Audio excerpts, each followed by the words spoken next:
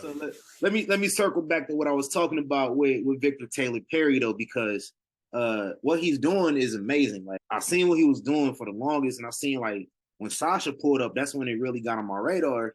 Because I'm like, yo, man, seeing the looks on those kids' faces, bro. Oh yeah. Like I was saying, that's something I wish that I got the experience growing up. Like I wish I had some teachers that was like when WWE came to Omaha, they bring the wrestlers to come through and talk. Like that's fire. I ain't had no teachers that like wrestling. No. Right, all my teachers was old and disengaged. Like that's all it ever was. Yeah, the wrestling club, man.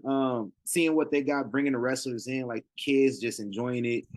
You know, it's keeping the kids out of potential trouble they can get into, giving them a hobby, interest.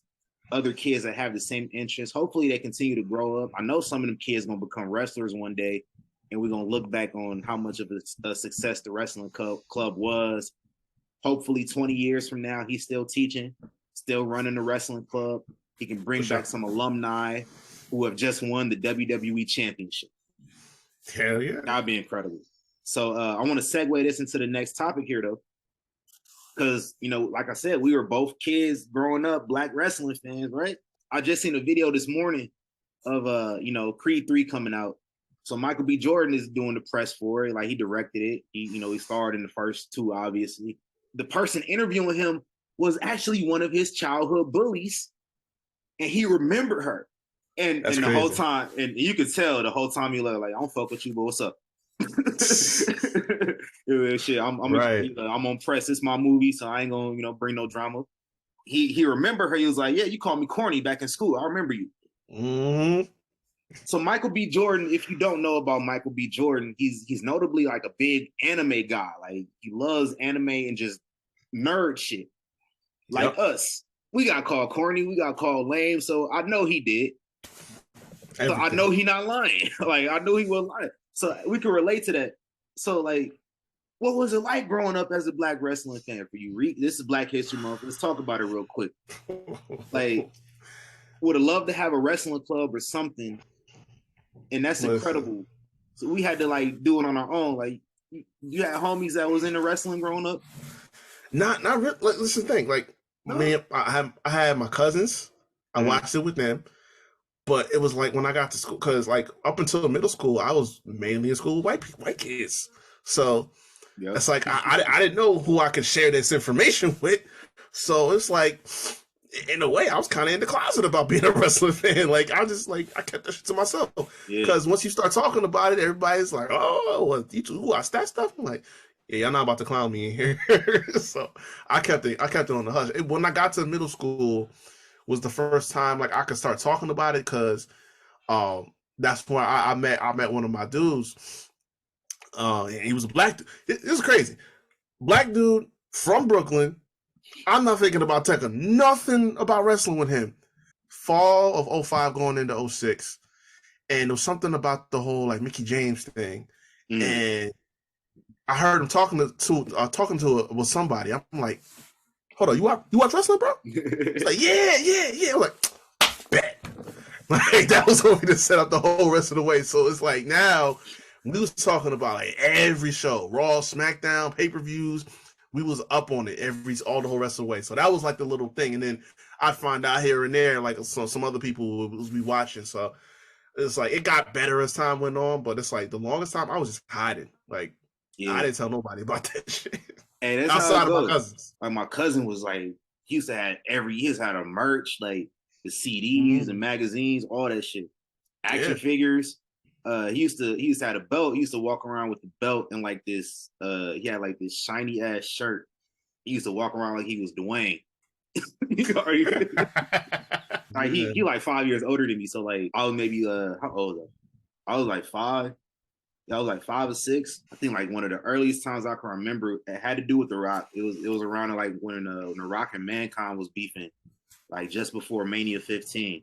Growing up, I had nothing but like white and mixed friends. So like I ain't really had no Black friends I could relate to wrestling to. Right. Other shit, music, basketball, like that's when I would talk about with Black people. I didn't hang out with no Black people in school because I was a nerd. I was big on wrestling. Elementary school, I had like one friend, white dude. Like, I literally had like one friend in elementary school, homeboy named Jordan. And he didn't watch wrestling as much as me, but he would watch it, so we would talk about it. I ended up transferring schools, and I transferred to this new school, and it's this kid in my class, and I would just notice he would just do these wrestling mannerisms a lot. But like whole time I'm thinking like, man, ain't nobody else in here watch wrestling, so I ain't about to bring it up. Right. But I would see him like he did like a DX suck it. He just stood up, kids just do weird shit. So like this dude like stood up in class one day and did the cane thing. I'm like, oh, this nigga weird. I was like, but I kept observing it. I was like, all right, like I'm gonna let him do like he got a couple more. All right. We just gonna confirm it. Yeah. So I waited it out. And so like, yeah, we just started chopping up about wrestling. We used to wrestle with, like, we found out we lived in the same complex. We used to just go outside and wrestle, like all the kids, do all the moves and shit, bring our belts out, and just have fucking WrestleMania every day after school. It was fun. Oh, bro, I got a story about that. Oh yeah, we all got stories. This dude hit me. He hit me with the Sweet Chin music, but like leg slap. Oh, okay, all right. Not for real. He leg slapped me, and I sold it. He did it in front of his mom's. His mom almost beat his ass, bro. Yo, that's basically. Listen, that's basically what happened with me. But we didn't sell. This was not a sell job. This was a shoot. Because all I remember is we was outside on pavement, and I hit somebody with a rock bottom. Oh no! Oh no! But it's like we don't know what we doing. So like I really dropped this dude down. He started crying. The parents come out, and we was like, "Yo, we was just hitting moves and stuff." And my man fell. He got hurt. Oh man, that's tough. My mom got a friend that lived right up the street from us. Her son is like maybe 10 years older than me. Not by much. He was a wrestling fan too. So I would be like 7. My dude was like almost 20. And he would put me in the walls of Jericho and shit and sharpshooters. So I'm like, yo, you big as hell and I'm a kid. Like, I can't do shit. Yeah, my cousin, 5 years older than me, this dude would do all the wrestling moves like in my grandma's yard. But like he didn't want my grandma to say nothing, so we would go on the side of the house so my grandma couldn't see from the porch. Yeah. He didn't do like the pedigree on me, but he would put me like in the pedigree position. He wouldn't jump. Yeah. Like, he wouldn't jump. So thank God he wouldn't jump. Yeah. He could have fucked me up. Game bad. over.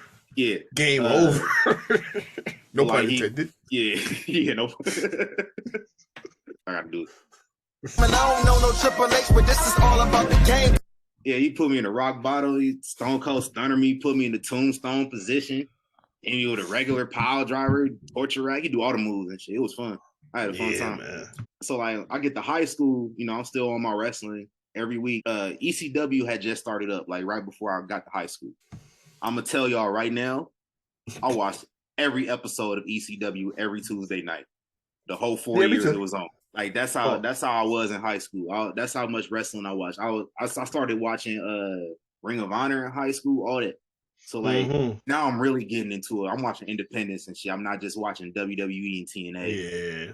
And now I really don't know nobody at this school. Now my school is full of Black and Mexican gangbangers. I don't know who watch wrestling in this mother. No idea.